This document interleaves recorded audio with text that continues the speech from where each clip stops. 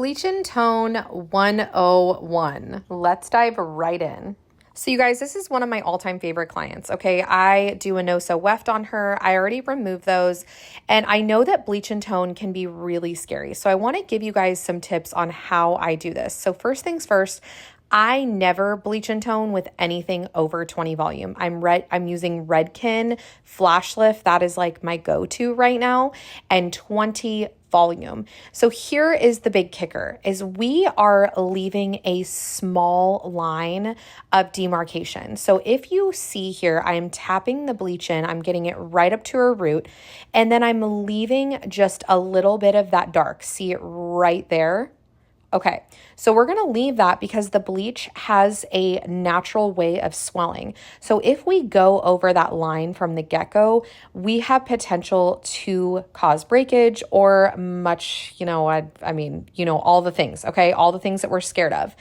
The other kicker here, use paper. And when I say paper, I am talking paper thin sections. This is absolutely imperative because if you use too large of sections, it is not going to penetrate and it is not going to give that swell factor that you really need when you're doing a bleach and tone. So I'm going to speed this up just a little bit for you guys. I want to add in a few things.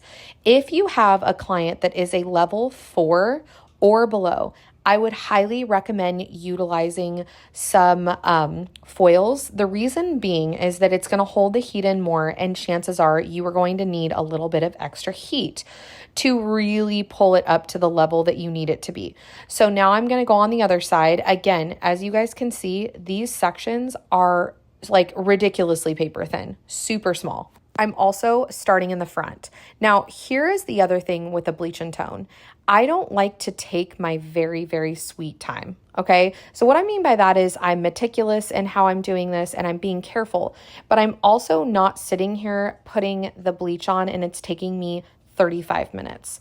The reason being is by the time I get to the back, it is already well into probably level 7, level 8, and I really don't want to have to bump the back at all. Another huge tip, when I get to the back, I like to re-up my bleach. What I mean by that is I like to remix my bleach. And when I get to the back, I section off the front from the back and make sure that I got every single piece behind the ear, because behind the ear is going to be a huge one. And I'm sure you guys already know that's a really easy area to miss when you are doing a bleach and tone. So I'm working my way all the way down the back, and I thought I would show you guys the back as well because you never know what somebody might be struggling with. So I thought I would add this in as well. I'm going to continue moving forward with my section sizes, which are really, really paper thin, making sure that I am getting anything and everything that I possibly can. And as we move towards the front and I show you guys, you're going to see that the bleach has already swelled just a bit. Now, here is another huge factor when it comes to bleach and tone. Once you get around the hairline, you want to make sure that you oversaturate the hairline just a bit, because there is nothing more annoying than when a client gets a bleach and tone and around their face, they have like these little teeny baby, tiny hairs, and they are dark. So now I go back in and I make sure that that bleach is swelling just slightly over that line. I would not do this if the client had super dark hair, but this particular client has a tendency to pull within 25 to 30 minutes. So at this point, I'm going to go in and double check and resaturate just a bit all the way through. And I do this through the entire head. And then I go in and I actually put the bag on her. She does go under the dryer for just a little bit. I usually keep it on a super low heat. The reason why I do this is because she needs just that extra little level of bump here. So now we pulled her out, and this is exactly what it looks like. It came out just literally perfect. The other reason why I like the dryer is because with my particular dryers, they're wall dryers, I can utilize the air where I want them to go, so I can put them on the back. Now, I go in with purple shampoo. This is really key. I don't like to touch the ends with this, but because I'm going to be using 10T from Redken Shades EQ, I want to cut the yellow just a little bit. You can use like a 10VV first, hit it for just a second to cut the yellow right before you go in with your tea, but I prefer a really strong purple shampoo. I'm not baking her in this, but I'm doing a nice good shampoo right before I go in with the 10T.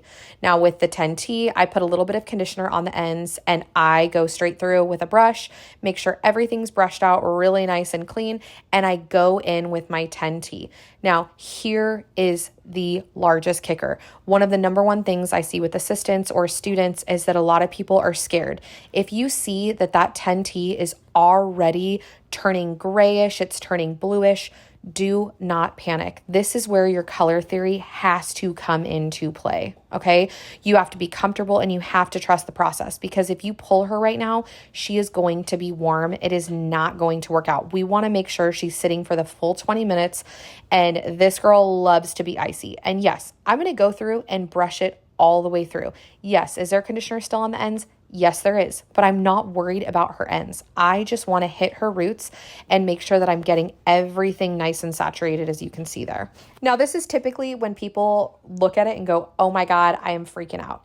You guys, it is going to turn out perfect. Again, we have to trust our instinct.